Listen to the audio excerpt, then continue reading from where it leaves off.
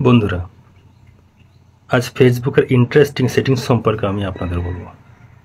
দেখুন, আপনাদের Facebook ID বা পেজে অনেকেরই 10,000 15,000 ফলোয়ার্স হয়ে গেছে, ওয়াচ টাইম 60,000 মিনিট পূর্ণ হয়ে গেছে, তবু এখনও পর্যন্ত আপনারা মনিটাইজেশন পাননি। তার কিছু কারণ আছে।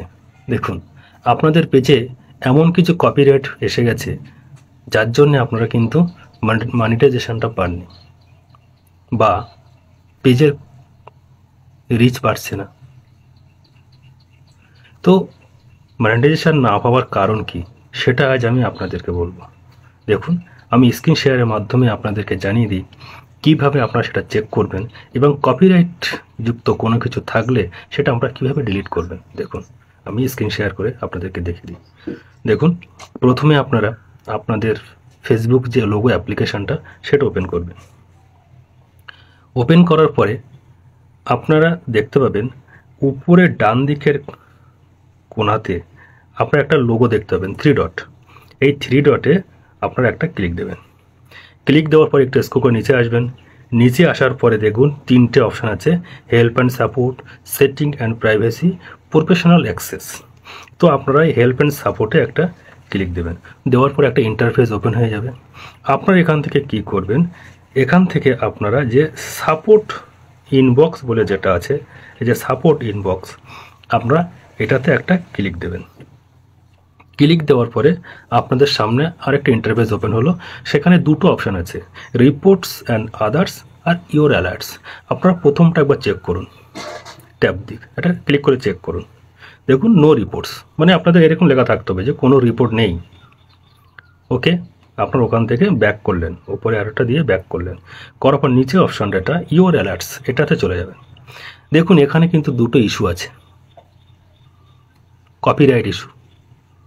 কোনো সময় হয়তো এই দুটো এখানে আপলোড হয়ে গেছে। এইগুলো আপনাদেরকে এখান থেকে ডিলিট করতে হবে বা রিমুভ করতে হবে। কীভাবে করবেন, আপনারা একটার উপরে ক্লিক দেবেন। ক্লিক দেওয়ার পরে নিচে দেখুন সি ডিটেলস, এটাতে একটা ক্লিক দিন। নেক্সট কন্টিনিউ আসবে, কন্টিনিউ একটা ক্লিক দিন। দেওয়ার পরে আবার কন্টিনিউ করবেন, আবার কন্টিনিউ করবেন। করার পরে দেখুন কয়েকটা অপশান চলে এসেছে এখানে।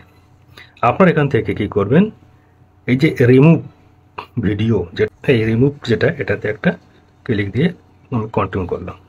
কন্টিনিউ করার পরে ডিলিট ভিডিও আসলো, ডিলিট ভিডিওটাতে ক্লিক দিলেন। একটু টাইম নেবে। দেখুন, আপনার প্রথমটা কিন্তু ডিলিট হয়ে গেল। ক্লোজ করলেন, ক্লোজ করার পরে আবার সেখানে চলে যাবেন, ঠিক ওইভাবে যেভাবে গেলাম ওইভাবে। আমি আবার ওখান থেকে বেরিয়ে এসেছে, আবার চলে যাবেন সাপোর্ট ইনবক্সে, ইওর অ্যালার্টস। দেখুন, এখান থেকে দেখতে পেলাম এটাতে একটা ক্লিক দিলাম।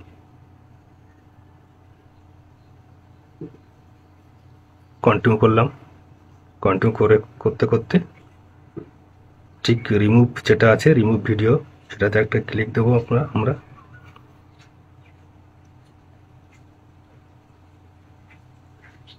Continue, delete video, close. আমার কিন্তু ওখানে আর কোনো ইস্যু থাকলো না। এই দেখুন, একবার আমি চেক করছি, ঠিক ওইভাবে গিয়ে সাপোর্ট ইনবক্সে চলে গেলাম, ইওর অ্যালার্টস, এখানে দেখুন নো ভায়োলেশন। আপনাদের কিন্তু এইখানটাতে এরকম নো ভায়োলেশন এই লেখাটা থাকতে হবে, তবেই মনে করুন আপনাদের পেজে কোনো অসুবিধা নেই, মনিটাইজেশন আসবে এবং আপনারা যেভাবে কাজ করবেন সেইভাবে ডলার জমা শুরু হবে। আশা করি আপনারা বুঝতে পেরেছেন।